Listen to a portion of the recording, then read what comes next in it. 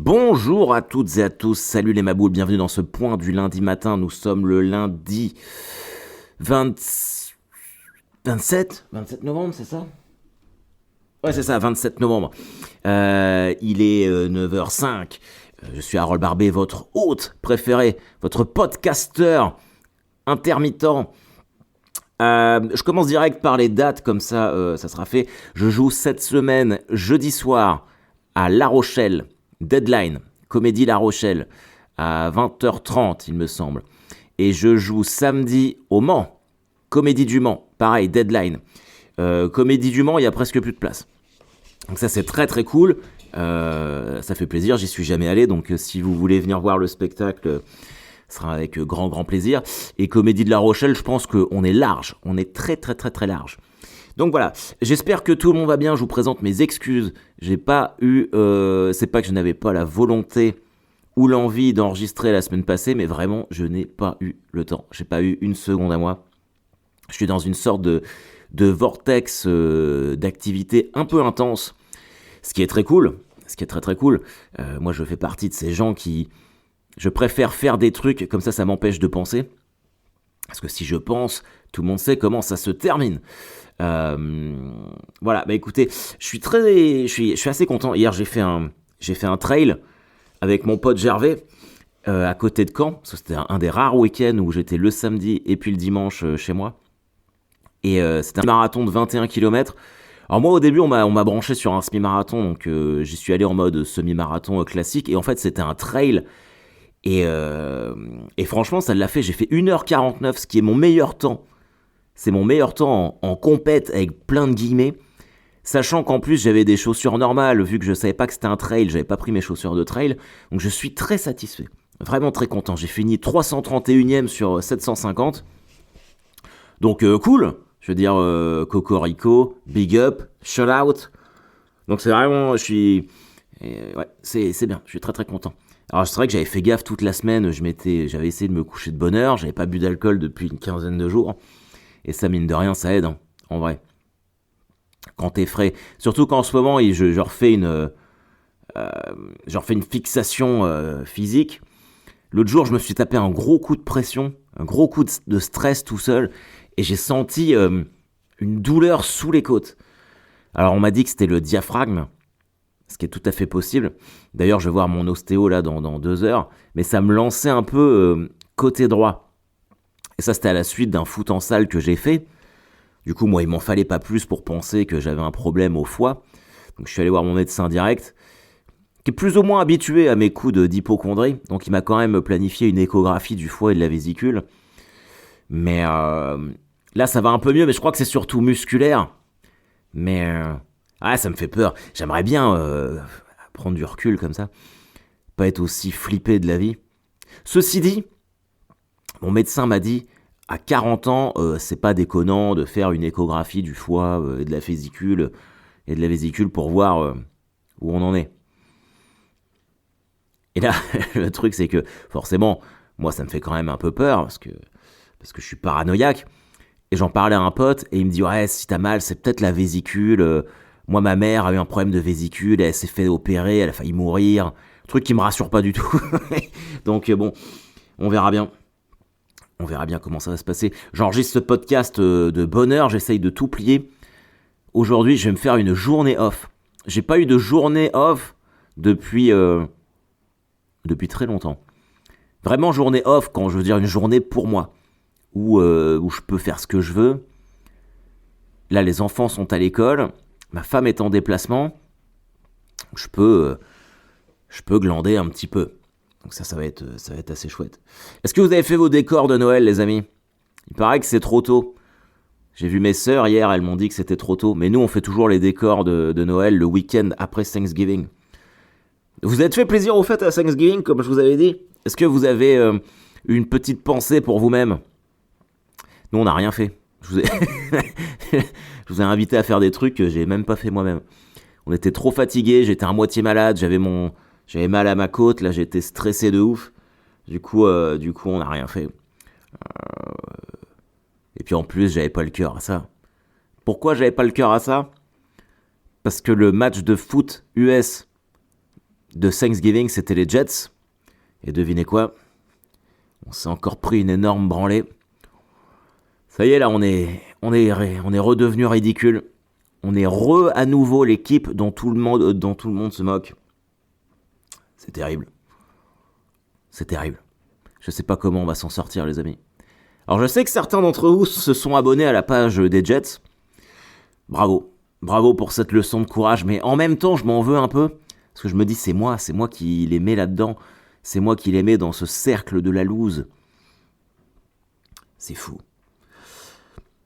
Sinon, par quoi je pourrais commencer? J'ai plein de thèmes. J'ai une histoire à vous raconter qui est vraiment cool. Enfin, qui est cool. Vous allez vous foutre de ma gueule. Après mon histoire de côte qui me faisait mal, de stress du foie, je me suis dit, je vais me booker un petit massage à côté de chez moi, dans un spa où j'ai l'habitude d'aller. Bah dis, pourtant je l'ai mis en silencieux, c'est relou ça. Dans un spa où j'ai l'habitude d'aller.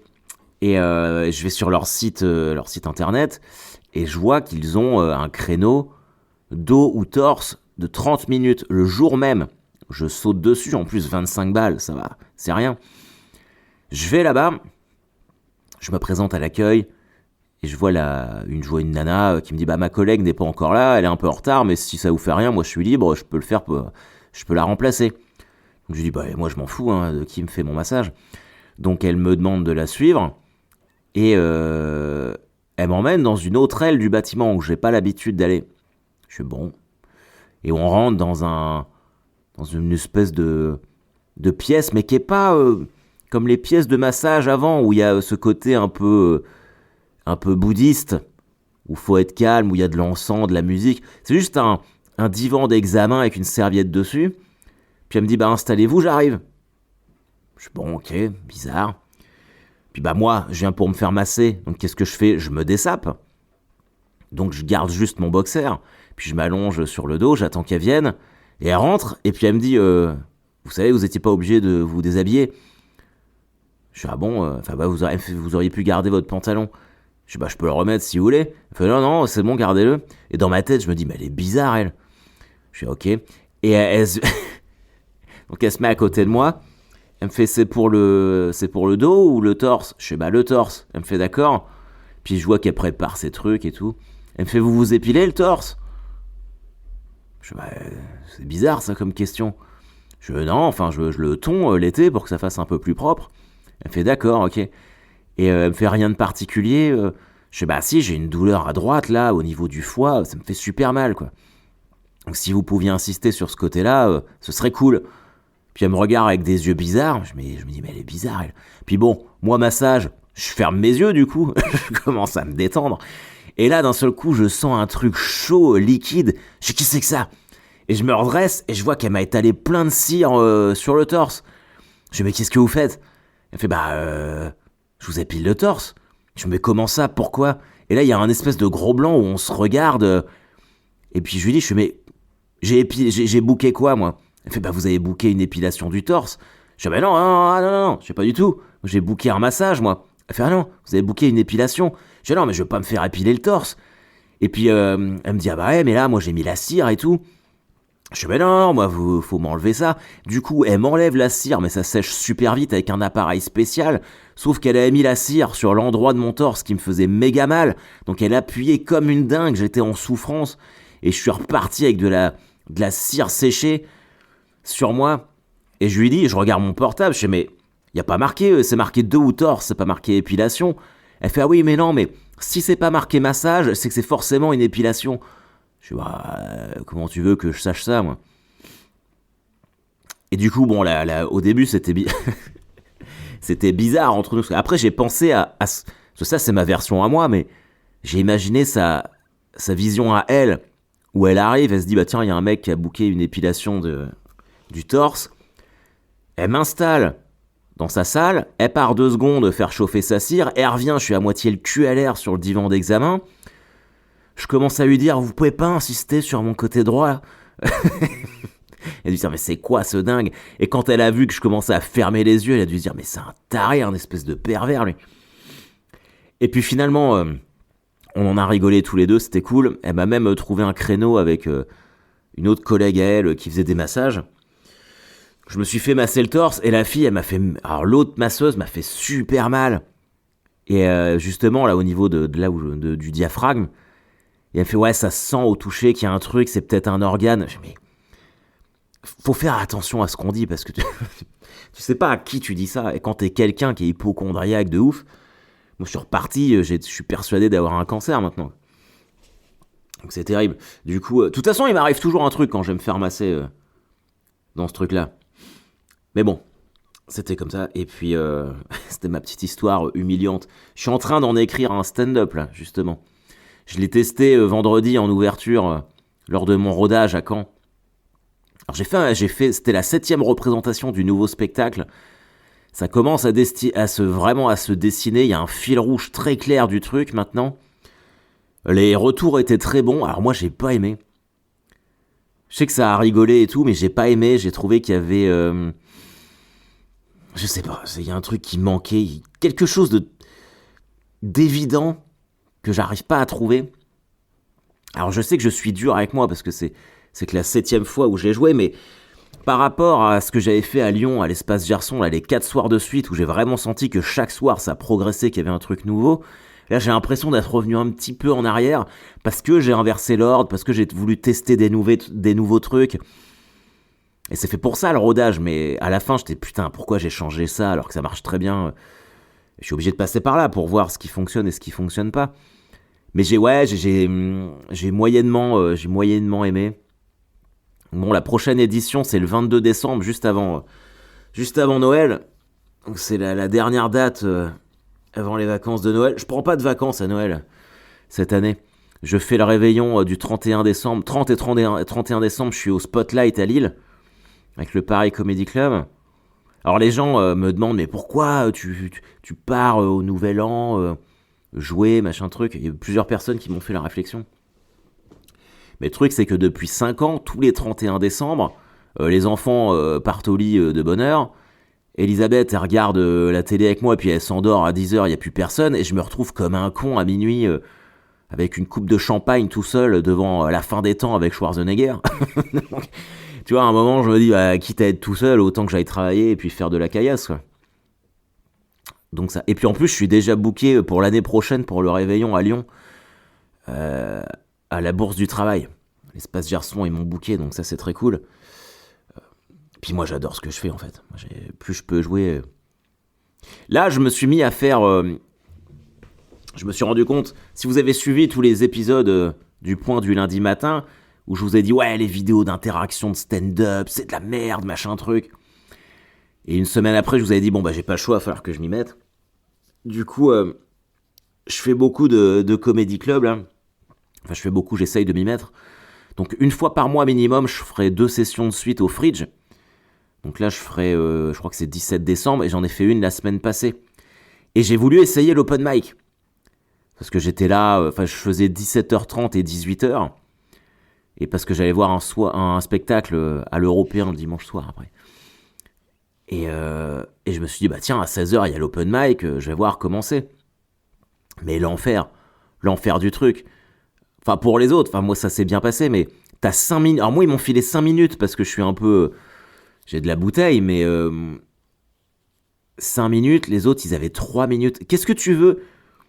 Alors moi, je comprends pas, c'est la nouvelle façon d'apprendre à faire du stand-up, mais 3 minutes d'open mic, c'est impossible. Moi, j'ai rien en 3 minutes. Moi, je sais pas comment les gens ils font, c'est très dur. C'est très très très très dur. J'étais tellement stressé là de faire un open mic de 5 minutes. Bon, plus jamais, hein. Plus jamais. J'ai essayé pour voir comment c'était. Mais c'est bien. C'est bien de voir le chemin parcouru, les trucs que t'as plus envie de faire.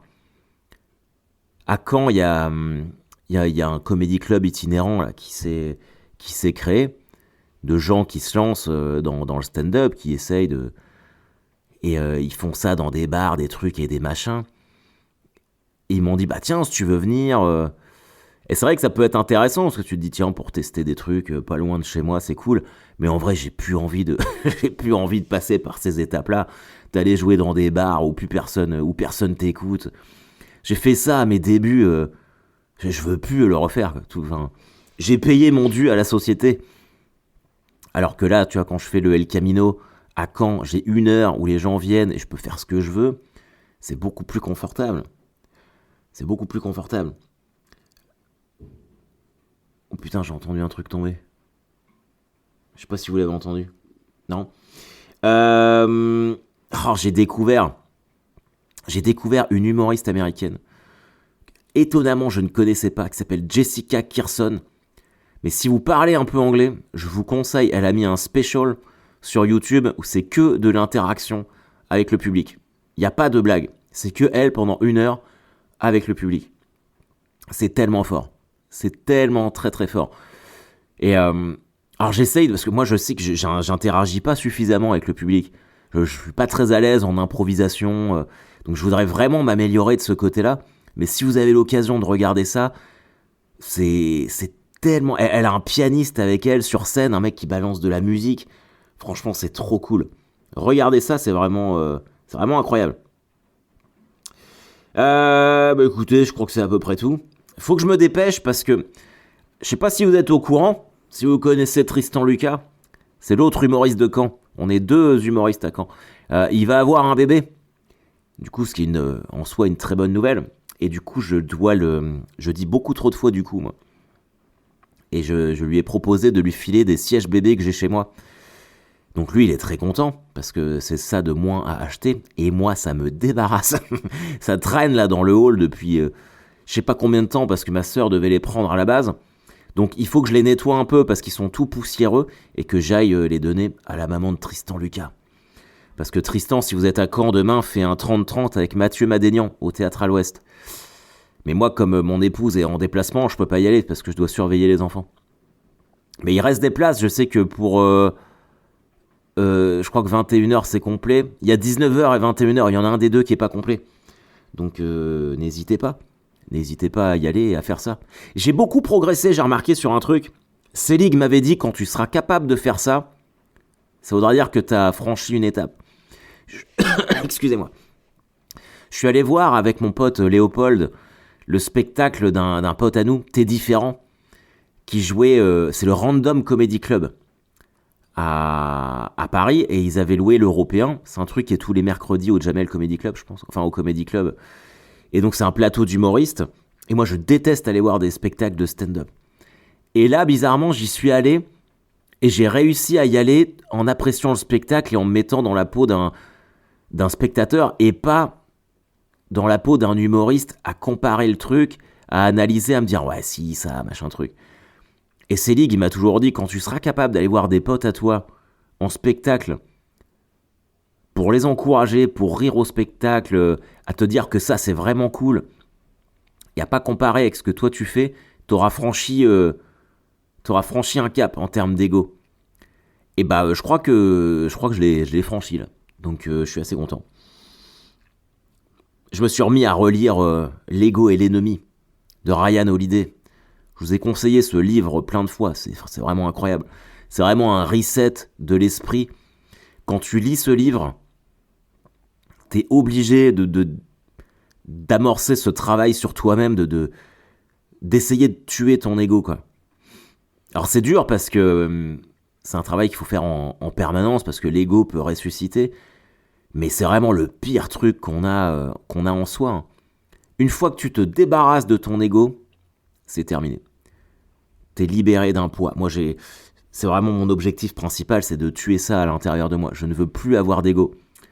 Je veux plus me dire ah bah tiens, je suis pas invité là parce que machin truc. Je suis pas invité là-bas parce que... Enfin, je veux vraiment... je veux vraiment supprimer ça de moi. D'ailleurs, je vous réinvite à lire Penser pour moi-même de Marc Aurèle, avec le journal d'Épictète à la fin. Épictète qui était un esclave devenu philosophe. On est sur époque Empire romain. Et il a cette phrase qui est restée dans ma tête, Épictète. En substance, ça dit que si tu n'es pas invité à la table des riches, c'est que tu n'as pas payé le prix du repas. Et ça, c'est vraiment une phrase qu'il faut méditer. parce que c'est encore en lien avec l'ego. C'est-à-dire que si tu n'es pas convié à quelque chose que tu veux, que ce soit, j'en sais rien, prenons le cadre, une scène, un festival d'humour, ou je sais pas quoi, ou même pour vous, peu importe le but que vous recherchez, ça veut dire que tu n'as pas payé le prix du repas, ça veut dire que tu n'as pas fait les efforts. Ça veut dire que tu n'as pas été suffisamment engagé pour être invité à ce projet. Tu n'as probablement pas suffisamment léché des culs. Parce que le léchage de cul, c'est pas si mal que ça, en vrai. On blâme le léchage de cul en disant « Ouais, faux cul, hypocrite, machin truc. » Moi, je l'ai fait le premier. Mais en fait, tu peux voir ça d'une manière différente. Tu peux te dire « Je me mets au service de quelqu'un d'autre. Je fais les efforts, tu vois, pour m'intéresser, pour voilà, relancer, être poli, machin truc. » Ça peut sembler... Non, parce que au lieu de voir ça comme un léchage de cul, tu mets en œuvre des trucs au service de toi-même, pour ta propre réussite.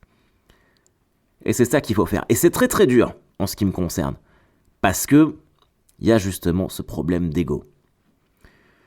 Voilà les amis, je vais vous laisser là-dessus avec un énorme teaser. Demain, à 10h, le Hellfest va annoncer le line-up du festival, tous les groupes qui vont venir. J'attends tellement de vous annoncer ça depuis longtemps, mais je vais bientôt annoncer un truc, une collaboration avec le Hellfest. Je suis très excité par rapport à ça. C'est vraiment la récompense de beaucoup d'années de travail. Et j'ai hâte de vous raconter tout ça. Mais pas encore. Chaque chose en son temps. Donc je le répète, jeudi, je serai à La Rochelle, normalement, si c'est pas annulé. Et samedi au Mans. Si jamais je joue à La Rochelle, vendredi soir, je serai probablement à traîner du côté de Clisson. Parce que je vais pas rentrer à Caen, ça n'a aucun intérêt. Donc si vous êtes du côté de Clisson, Gétigné, je sais qu'il y en a pas mal, vous allez peut-être me croiser au Café des Cordeliers. Wink wink, ceux qui m'ont vu la dernière fois. Faites gaffe à vous les amis, profitez bien de votre journée, profitez bien de votre semaine. Soyez doux avec vous-même, essayez de tuer l'ego qu'il y a en vous. Et on se dit à la semaine prochaine, on aura plein de trucs à se dire. Et puis allez les Jets. Bye bye.